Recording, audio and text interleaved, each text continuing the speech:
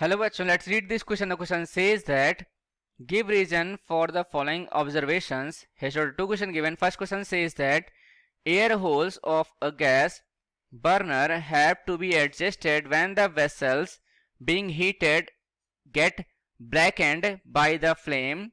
Second question says that use the synthetic detergents causes pollution of water. तो चलिए इसको simplify करते हैं. लिखेंगे सबसे पहले की कॉन्सेप्ट. यहां पे कहा जा रहा है पहले क्वेश्चन में कि जो गैस बर्न होता है उसमें एयर होल्स बने होते हैं.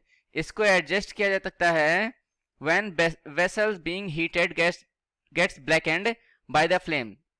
ब्लैकेंड मतलब यहां पे आप देखो कि वेसल क्या हो जाते हैं, काले हो जाते हैं कभी कभी. तो हमें बताना है इसका रीजन और उसका ऑब्जर्वेशन बताना है. और सेकंड यहाँ पे है हमें सिंथेटिक डिटर्जेंट का यूज करके बताना है कि पोल्यूशन ऑफ वाटर का कारण. तो यहाँ लिखेंगे सबसे पहले हम लोग कि इनकम्प्लीट कंबस्शन होता क्या है. तो यहाँ लिखेंगे कि यहां पे क्या लिखेंगे, व्हेन एनी सब्सटेंस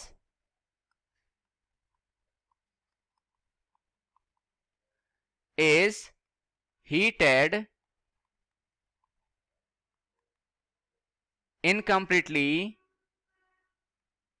यहां पे क्या लिखेंगे, इनकम्प्लीटली. यहां पे हीटेड के बजाय हम क्या लिख सकते हैं, burn. Right. When any substance burn is burn incompletely in the presence of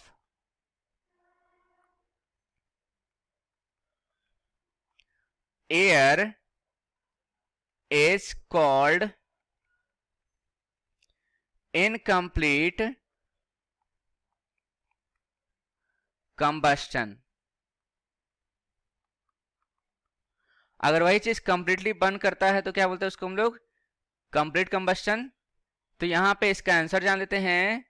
तो यहां पे हम लिखेंगे क्या कि जैसा कि हम ऑब्जर्व करेंगे अगर हमारे पास सरफेस जो है ब्लैक हो जा रहा है यानी इसमें कार्बन इकट्ठा हो जा रहा है, उस केस में ये क्या होगा, इनकम्प्लीट कंबस्शन हो जाएगा. राइट. तो लिखेंगे एज, फर्स्ट क्वेश्चन का आंसर है as we observe surface of the vessel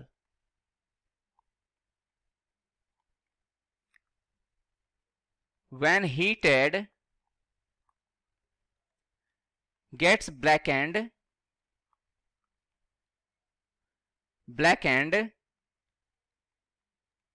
right. So it can be, ये क्या हो सकता है, it can be inferred that there is an incomplete combustion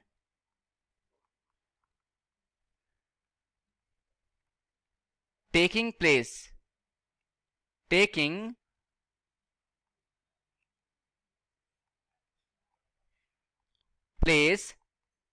with, और यहां पे इनकम्प्लीट कंबस्शन होगा तो यहां पे सूटी फ्लेम होगा, येलो फ्लेम बोल सकते हैं हम लोग, सूटी येलो फ्लेम विथ अ सूटी येलो फ्लेम. राइट.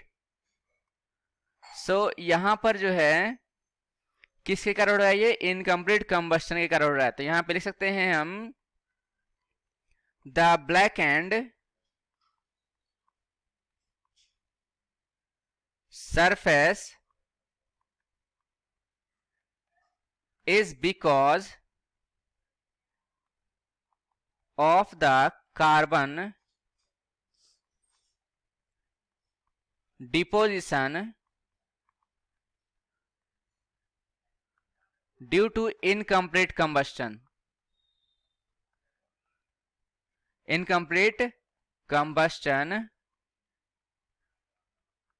राइट. तो यहां पे इसका आंसर आ गया हमारे पास, इनकम्प्लीट कंबस्टन के कारण ऐसा हो रहा है. राइट. सो यहां पर जो है और हमें यह भी पता है कि इनकम्प्लीट कंबशन जो है, अगर हमारे पास अनसैचुरेटेड हाइड्रोकार्बन्स होते हैं यानी कि एल्कीन और एल्काइन, उस केस में ऐसा होता है, राइट, जिसमें परसेंटेज ऑफ कार्बन क्या होना चाहिए, ज्यादा होना चाहिए। अब यहां पे जो है नेक्स्ट क्वेश्चन का आंसर जान लेते हैं बी का। तो यहां पे लिखेंगे कि use of synthetic detergent causes pollution of water. तो सिंथेटिक डिटर्जेंट होता क्या है यहाँ पे देख लेते हैं। तो यहाँ पे लिखेंगे कि synthetic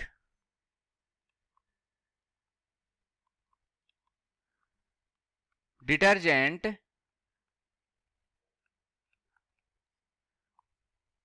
are made by sulphonating some higher alkenes with sulfuric acid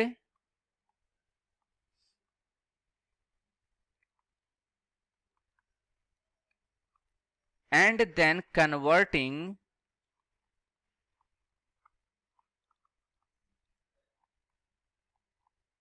them into their sodium salt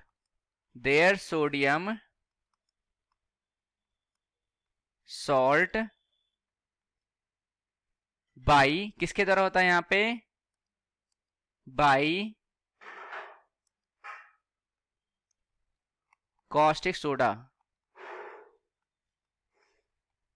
right. यहां पे आप देखोगे जो सिंथेटिक डिटर्जेंट होता है ये किससे बना होता है, sulphonating of some higher alkenes with sulphuric acid, और इसको कन्वर्ट किया जाता है किसमें, सोडियम सॉल्ट में, किसके द्वारा, कास्टिक सोडा के द्वारा, राइट। तो ये हो गया हमारे पास synthetic detergent.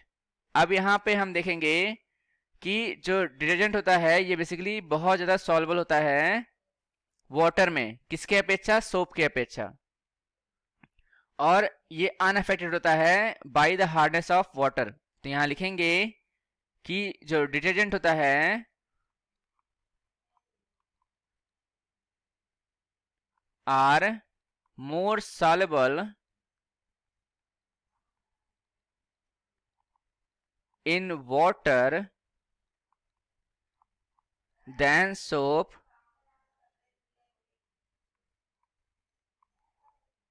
are unaffected by hardness of water as their calcium, यहां पे क्या लिखेंगे, कैल्शियम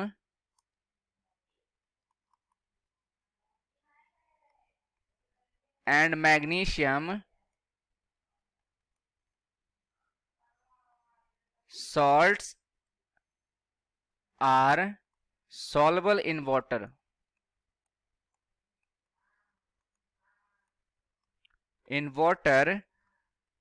सो इस प्रकार से यहां पे हम कह सकते हैं कि they do not form scum, ये जो है स्कम नहीं बनाते हैं इसी वजह से, राइट। सो इसी प्रकार से हम कह सकते हैं कि कुछ जो है सिंथेटिक जो है हमारे पास डिटर्जेंट होते हैं जो नॉन बायोडिग्रेडेबल होते हैं, यहाँ लिखेंगे some synthetic detergents are non biodegradable